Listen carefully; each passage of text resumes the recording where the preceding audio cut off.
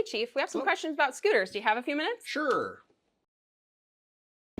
These devices not stopping and checking before they pull out into roadways creates a traffic safety hazard.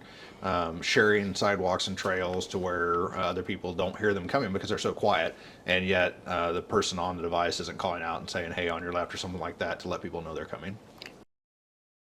It's complicated. They actually fall under the definition of a pedestrian conveyance or an electric powered bicycle by the state of Iowa code. And as such, they are allowed on sidewalks and trails. However, if they are in the street, they do have to follow traffic laws. The problem comes in when we start talking about the kids that are on these things. And some of the children are 8 or 10 years old, and there's a whole nother complexity in the enforcement aspect of that. So we're really trying to get some education out to help people be safe when they're on them versus an enforcement effort.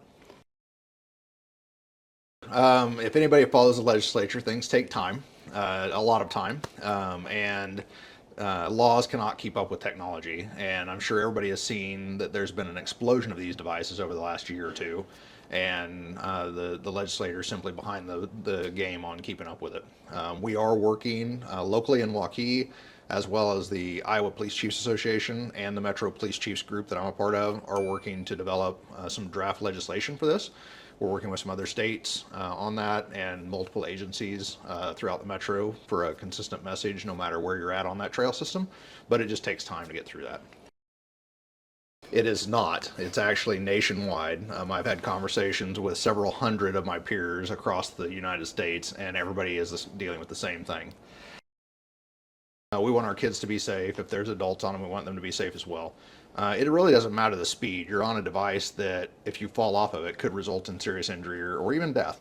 And so we want people to wear helmets. We want people to slow down, pay attention, notify people when you're coming up on them, stop before you're in a roadway, just basic safety things.